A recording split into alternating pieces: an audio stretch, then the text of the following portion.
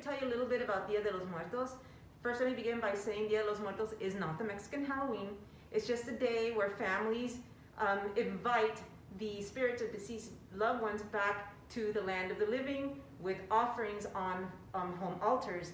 Here I have a little badge that I use at last year's printmaking workshop for Dia de los Muertos with many of my family members, including 2 of my cousins, aunt, uncle, grandparents, and of course, my dad. Today, Lisa's going to show you how to make prints of Dia de los Muertos. Good afternoon. We are going to do a fun printmaking project. You're going to put on your creative thinking hats and we're going to work on creating a design. The theme today is Day of the Dead. I'm going to look through some designs that you might have at home or you can collect to give you some ideas. Our printmaking project is going to be done using styrofoam and paper, 2 very simple things that we need. So this is Doug, this is Sarah, I'm Lisa, these are my students, and I'm going to give you each to start with a piece of paper. Do you have your thinking caps on? I think so. All right, now you're going to need pencil. You may want to flip through these designs to get some ideas. And you're going to start on your little piece of scrap paper creating some kind of design that you're going to then transfer onto the plate. Couple of tips. If you want to add letters or writing or words in your design, there's something you need to know. You need to do it backwards, mirror writing. And there's an easy trick to doing it, which I'll show you now. This is what it's going to look like on your plate. But if you don't know how to do mirror writing and write your word backwards, you're going to write your words on a piece of paper with a nice dark marker. I'll just do the first word that I have here.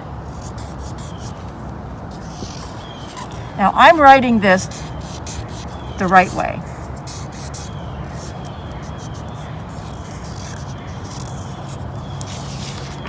But the trick is you're going to look at it this way.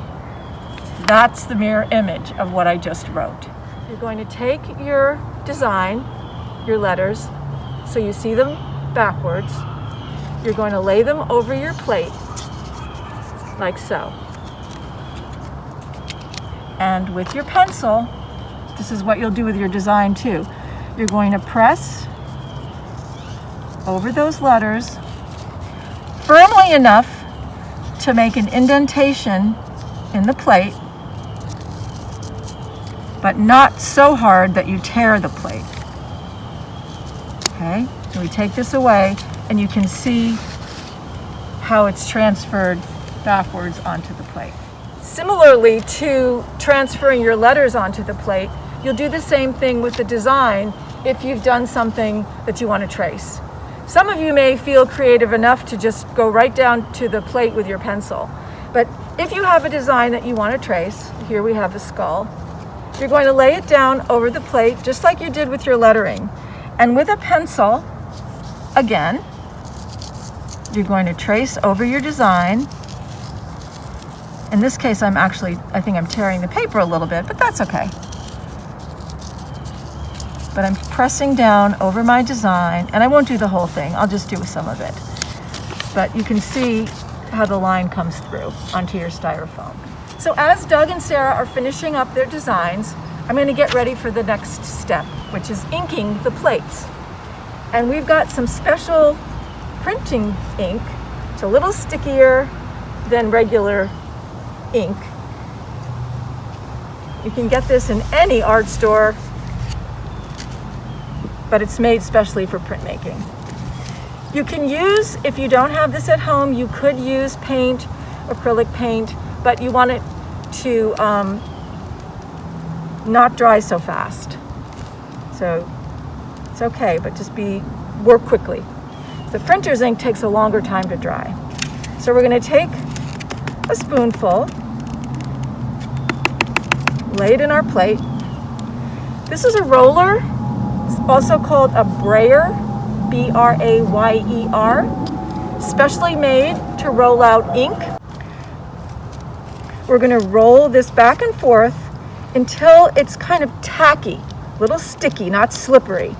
And we can see our roller is starting to turn.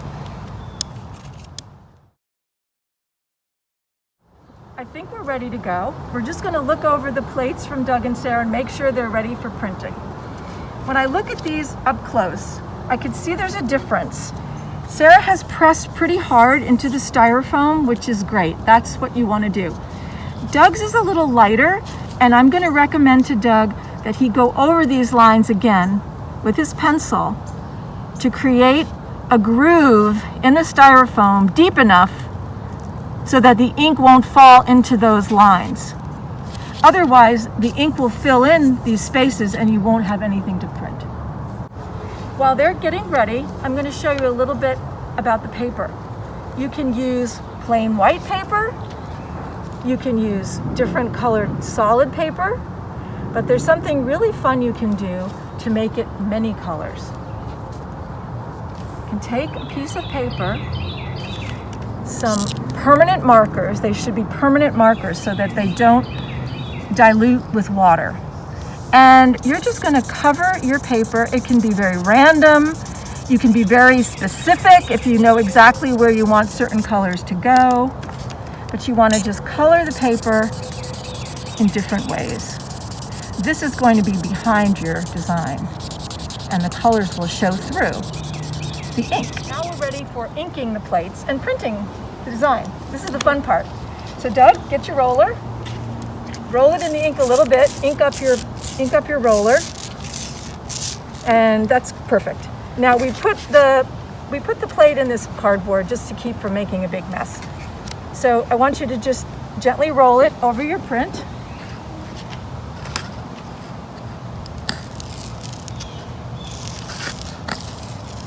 All right, perfect.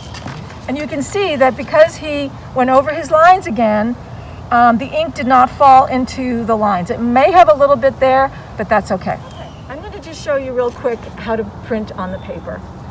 Doug chose white for his background, and here's his plate. You're going to take your plate, you're going to flip it so the ink is facing down, and you can sort of eyeball it and place it in the center of the paper, giving yourself some margins top and bottom. And you're going to just gently rub over this whole plate from edge to edge, like so.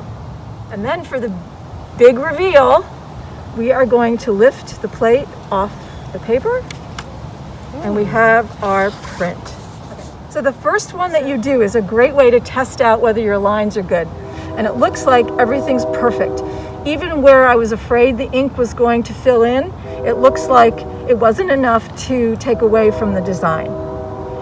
If you have enough ink left on your plate, it's possible to print another one before you even have to roll out any more ink. So let's see. We'll just try it out. We only can have happy accidents. No mistakes. It's still pretty cool. Sarah chose to color her paper background. So here's Sarah's background design. And Sarah, I'm going to give you a chance to roll your plate. Okay.